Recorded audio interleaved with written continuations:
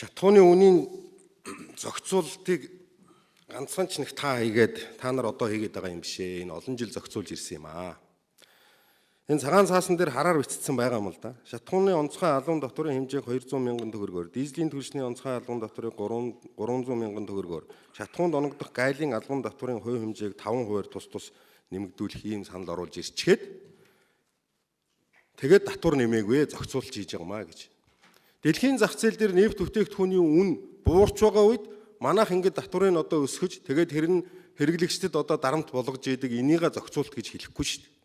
Харин дэлхийн зах зээл дээр өндөр үнэтэй болоход нь бид нар татвараа бууруулж дотоодын үнэ барих зорилготой ийм зохицуултыг бид нар хийж ийсэн. Цаашдаа ч хийх ёстой. Тэгээ өнөөдөр бол ингэж үн буурчаад байхад бол тодорхой хэмжээгээр энэ татвар юмнаас нь чөлөөлөж тэгээд иргэдэд хүрч байгаа жижиглэнгийн үнийн тодорхой хэмжээгээр бууруулж тэгж нэг би л инх бол дараагаар ойлгож байгаа байх гэж байна. Татвар нэмж байгаа биш. Гэхдээ яг нөгөө татварынхаа хэмжээнд одоо тулчаад байгаа байхгүй.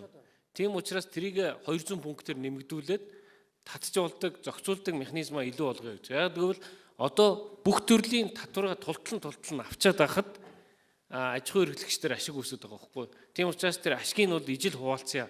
Хамгийн гол бидний зорилт бол жижиглэнгийн үнэ тогтвортой байх хэрэгтэй. Өөрө 100% импортын дээр байгаа учраас. Тийм учраас үн өсөлтөн дээр бол дахиад энийг чинь буферлэх юм зөөлөх асуудал гарна. Тийм санхүүгийн хөсөр шаардлагатай байгаа учраас бид нар онцгой албан татварынхыг бол 200-аас 300 пунктээр нэмэгдүүлсэн ийм зохицуултыг л хийж байгаа. Ийм зүйл байна. За баярлалаа. За. Тэгээ юуны өмнө бол энэ Байнгын хорон дарга нөхөр одоо Бакег улиран сонгогдоход нь бид нэр дэмжижсэн явдал ер нь буруу болжээ. Байнгын хороо бол ер нь мэрэгжлийн үнэлт дүгнэлт гаргадаг. Улсын хурлын гишүүд мэрэгжлийн хүнсүүдээс зөвлөгч нараас асуусан, ярилцсан зүйлээ санал бодлоо илэрхийлэх зорилттой ийм байгууллага шүү дээ. Хурлын бүтцийн байгууллага. Тэгээ энэ дээр одоо улс төрийн өнгө аясаар энэ хурлыг удирдах нэг намын гишүүдийн гаргасан зарчмын зөрүүтэй саналыг нийтээр нь хураахгүй хойшлуулах одоо ийм шийдвэрийг гаргаж ингэж хурал удирж болохгүй. Би дэгийнхээ дагуу ярьсан шүү. Та хэлсэж байгаа асуудалтай бол одоо 2015 оны төсвийн хэлсэж байгаа асуудалтай бол та бол ус дээрээ дараа нь. Таныг юм ярьж байхад би үгүй чинь таслаагүй шүү. 2015 оны төсвийн асуудлын тухайд бол тодорхой хэдэн асуудлууд дээр анхаарах ёстой гэж би бол бодож байгаа юм. Засгийн газар бол энэ татварын орлого төсвийн орлого бүрдүүлэх асуудал дээрээ бол анхаарах ёстой юм. Үндсэлтэй бодох ёстой юм. Тэрнээс биш татварын өр авлага 325 тэрбум төгрөгийг одоо 70 хоногт барагдуулна гэж төсвийн тодтол хийж байгаа явдал чинь бол маш буруу. Чадахгүй. 500 тэрбум төгрөгийн татварын авлага байгаа түүнийхээ 325-ыг одоо авна гэж байгаа чинь бүтэхгүй. Бодтой юм төлөвл. 70 хоногийн дараа наад төсвийн тодтолыг чинь бодтойроо гүйцэтгэл нь гарч ирээд та нар ямар юмаа тодтогж байсан бэ гэдгийг чинь одоо их хурлыг засгийн газрыг энэ ард түмэн харах болно. 70 хоногийн дараа болох гэж байгаа юмыг өнөөдөр хуурахын хэрэг байхгүй. Нефт бүтээгдэхүүний онцгой албан татварыг нэмэх гэж байгаа 3-4 зүйл заалтаар нэмэх гэж байгаа юм болох хэрэгтэй. Дэлхийд даяар нефт бүтээгдэхүүний үн яаж одоо доошоо буучаад байгаа вэ?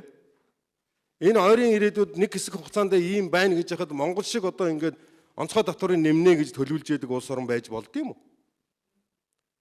Энийг бол би одоо зайлшгүй анхаарах ёстой асуудлаа гэж ингэж бодож байгаа. Шинжлэх ухааны байгууллагуудын зардал дээрээ засгийн газар анхаарах хэрэгтэй. Энэ боловсрол соёлын шинжлэх ухааны сайд тэр дээд боловсролын өртөг төлбөрийг нэмэх болохоор одоо ингээл нэмүүлээд байдаг. Шинжлэх ухааны асуудал дээр нь болохоор хасах тал руугаа ингээ хандаад байдаг. Энэ 15 онд хэрэгжиж байгаа 180 гаруй төсөл байгаа. Тэрний одоо санхүүжүүлэх ёстой хөрөнгө мөнгө нь бол ингээ 5-6 тэрбум төгрөгөөр ингээ тодтголоор хасагдах гэж байгаа. Шинжлэх ухаан гэдэг энэ байгууллага чинь дотоодын нийт бүтээгдэхүүнд ямар зардал эзэлж гэнэ үү? Мянган хүнд хэдэн шинжлэх ухааны ажилтан ногдож гэнэ гэдэг үзүүлэлтээр дэлхийн нийтэд улс орнуудыг жигсааж явдаг.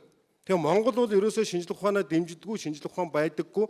Ер нь 12 оноос хойш шинжлэх ухааны байгууллагыг бол нэг хэдэн одоо нэг настай улсуудын байгууллага ухааны юм яриад явж идэг ийм улсууд байгаа. Энэ бодлоосоо бол салах хэрэгтэй. Шинжлэх ухаан бол улсын хөгжилд нэмэр болно. Тийм учраас энийг энэ төсвийн тодтгол дээр одоо анхаарч үзэх шаардлага бол байна.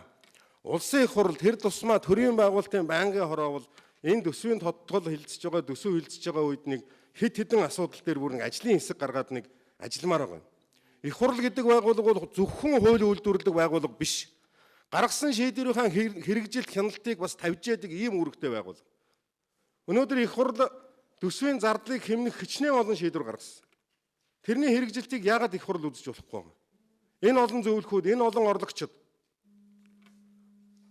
гадаад арга хэмжээний зардал, тээврийн зардал гээл 15 оны төсвүүдээр бол олон зүйлийг засгийн газарт үүрэг даалгавар болгож өгсөн түүний хэрэгжилтийг үзэхгүй байгаа.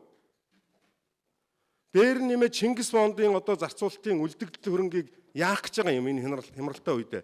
Үн докторжуулах хөтөлбөрийн чинь одоо үр дүн гарсан бол гараад, гараагүй бол гараагүй хөрөнгө мөнгө олж авах талаар анхаарал тавьдгүй мүү? Аль аль нь их хурлын шийдвэртэй л одоо хийсэн ажлууд. Ийм юмн дээр бол их хурл одоо анхаарал тавьж төрийн байгуулалт эдийн засгийн байнгын хороод бол анхаарал тавьж ажиллаж байж энэ төсвийн хүндрэл юмнаас бол гарнаа. Эцэст нь хэлэх ганцхан үг байна. Тэр ерөнхий сайдад очиж дамжуулаарай баяр зах сайдаа. Ер нь аарсаар ямаар энэ хямралаас гарах гэж ингэж оролдоод цаанаа дал дутхтай ямар оролдоод бол үр дүнд хүрэхгүй. Тэрэнд орохноо үндэсний хэмжээнд хэмнэлтийн одоо ийм хөтөлбөр бодлого гаргаа. Нэгэнд хүнд болсон гэдгийг хүлээн зөвшөөрч байгаа юм бол зөвхөн улс төрчид биш, ерөөсөө бас энэ хэрэглээгээ одоо багасгах, наазах нь ус цахилгаан эрчим хүчнийхээ хэрэглээг ч гэсэн багасгахыг яагаад одоо хүмүүс бас зөв зүйтэй талаас нь ойлгож болохгүй гэж. Үндэсний хэмжээний ийм бодлого, хэмнэлтийн бодлого гаргаж иж энэ хямралаас бид нар гарна. Тэрнээс нэг хэсэг нь одоо ингээд илбэг дэлбэг зарж идэг. Тэгээ ард түмэн болохоор зэрэг л хамгийн үнэтэй одоо хоол, хүнс, бараа бүтээгдэхүүнээ авч идэг. Тэгээ цалингаа асуулж идэг. Ийм байж бол таарахгүй.